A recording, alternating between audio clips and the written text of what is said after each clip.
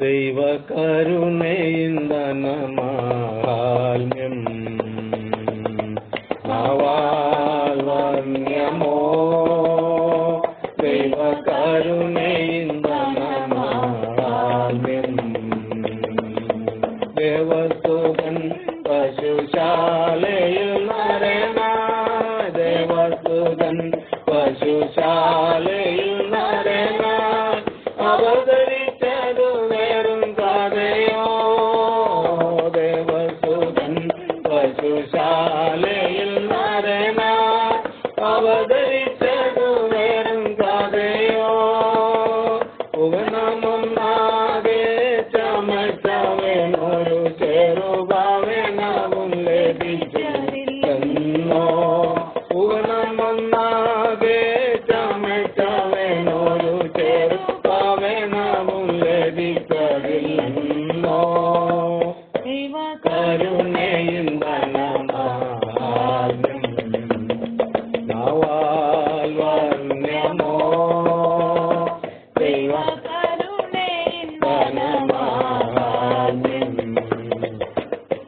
കുരിശുചുമന്നവൻ ഗിരിമുകളേറി കുരിശുചുമന്നവൻ ഗിരിമുകളേറി തിരിച്ചുകൈകാലേ അതിന്മേ കുരിശുചുമന്നവൻ ഗിരിമുകളേറി തിരിച്ചുകൈകാലേ അതിന്മേ ശരിത്തിരുമ്പാണികൾ താരപ്പാടിനായതു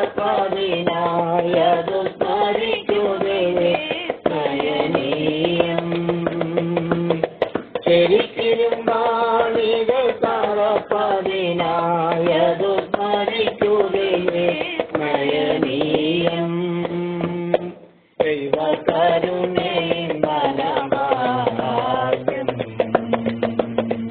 നവാൽവന്യമോ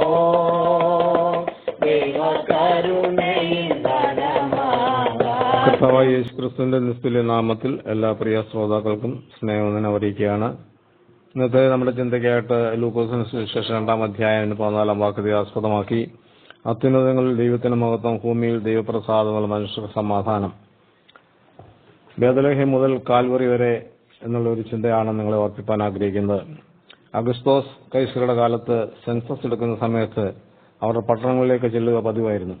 അങ്ങനെ യോസഫും മറിയയും ദാവീദിന്റെ കുലത്തിലുള്ളവർ ആകൊണ്ട് തനിക്ക് വിവാഹ നിശ്ചയം ചെയ്തിരുന്ന മറി എന്ന ഗർഭിണിയായ ഭാര്യയും കൂട്ടിക്കൊണ്ട് ചാർത്തപ്പെടേണ്ടത് അല്ലെങ്കിൽ സെൻസസ് എടുക്കേണ്ടതിന് ഗലീലയിൽ നസ്രയത്ത് പട്ടണം വിട്ട് യഹൂദയിലെ ബേത്ലഹേം എന്ന ദാവീദിന്റെ പട്ടണത്തിലേക്ക് പോയി.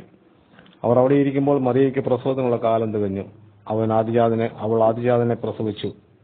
ശീലകൾ ചുറ്റി വഴിയമ്പലത്തിൽ അവർക്ക് സ്ഥലമില്ലായകയാൽ പശുത്തൊഴുത്തിൽ കിടത്തി. ഇവിടെ മുതലാണ് സംഭവങ്ങളുടെ ഈ ഭൂമിയിൽ നടന്ന ആ കാര്യങ്ങളുടെ തുടക്കം. എസ്കേലിന്റെ പുസ്തകം 16-ാം അധ്യായത്തിൽ പറയുന്ന പ്രവചന നിവൃത്തി ഇവിടെ സംഭവിക്കുകയാണ്. യെരുശലേമിൽ നിന്ന് 10 കിലോമീറ്റർ തെക്ക് വശത്തായി സ്ഥിതി ചെയ്യുന്ന സ്ഥലമാണ് ബേത്ലഹേം. പഴയ നിയമങ്ങളിലെ പ്രവചന നിവൃത്തിയായിരുന്ന ബേത്ലഹേമിൽ സംഭവിച്ചത്.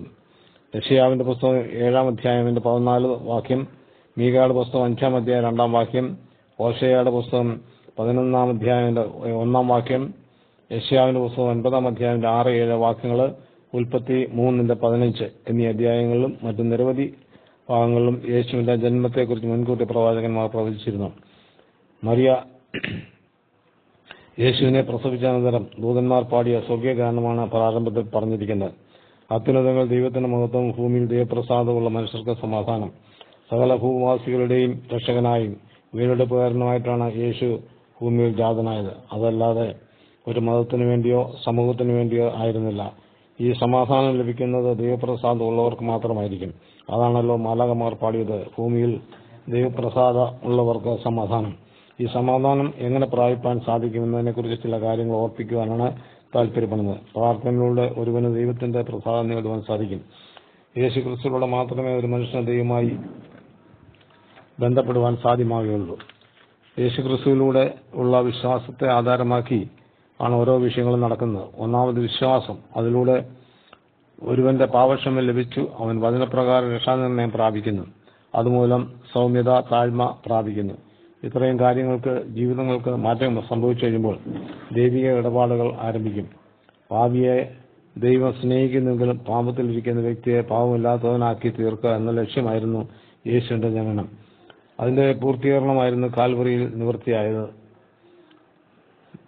യേശു പറഞ്ഞു, സകലവും നിവൃത്തിയായി എന്ന് പറഞ്ഞ് പ്രാണനെ പിതാവിങ്കിലേക്ക് പരമേൽപ്പിച്ച് 33 തിരുവയസ്സ് വരെ ഈ ഭൂമിയിൽ ജീവിച്ച് അത്ഭുതങ്ങളും അടയാളങ്ങളും പ്രവർത്തിച്ച് പാപികളെ രക്ഷിച്ചും രോഗികളെ സൗഖ്യമാക്കിയും മരിച്ചവരെ ഉയർപ്പിച്ചും കരയുന്നവരെ ആശ്വസിപ്പിച്ചും സമൂഹത്തിൽ കഷ്ടതയും വേദനയും അനുഭവിക്കുന്നവരോട് അധ്വാനിക്കുന്നവരും ഭാരം ചുമക്കുന്നവരും ആയുള്ളവരെ എല്ലാവരും എന്റെ അടുക്കൽ വരുവിൻ, ഞാൻ നിങ്ങളെ ആശ്വസിപ്പിക്കും. ഇതായിരുന്നു യേശുവിന് സമൂഹത്തോട് പറയാനുണ്ടായിരുന്നത്. ആരാഹ്വാനം സ്വീകരിച്ച് അടുത്തു ചെന്നിട്ടുള്ളോ അവർക്കൊക്കെയും ആശ്വാസവും സമാധാനവും ലഭിച്ചിട്ടുണ്ട്.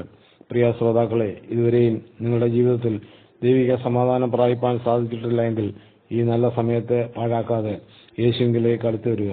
ജീവിതയാത്രയിൽ ഒരുപക്ഷെ നിങ്ങൾ താളം തെറ്റിയും വഴി തിരിച്ചറിയാതെയും യാത്ര ചെയ്യുന്നവരെങ്കിൽ യേശു പറയുന്നു, ഞാൻ തന്നെ വഴിയും സത്യവും ജീവനുമാകുന്നു.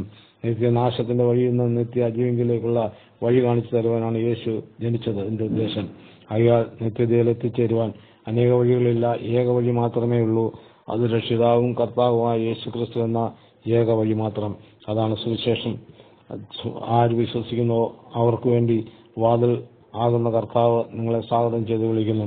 യേശുവിന്റെ ശബ്ദം കേട്ട് പിൻഗമിക്കുക. ക്രൂശിലെ കള്ളനെ പറുദീസയിലെത്തിച്ച കർത്താവ് നിങ്ങളെയും അവിടെ എത്തിക്കും. വിശ്വസിക്കുക, ഏൽപ്പിക്കുക. ദൈവമായ കർത്താവ് ഏവരെയും ഈ ചെറിയ എന്തിയാൽ അനുഗ്രഹിക്കുമാറാകട്ടെ. തിരുവചന ഭാഗങ്ങൾ തുടർന്നും ലഭിക്കുവാൻ ഈ വീഡിയോ ലൈക്ക് ചെയ്യുക, ഷെയർ ചെയ്യുക, സബ്സ്ക്രൈബ് ചെയ്ത് സപ്പോർട്ട് ചെയ്യുക. തുടർന്നുള്ള തിരുവചനങ്ങളുമായി നമുക്ക് വീണ്ടും കാണാം.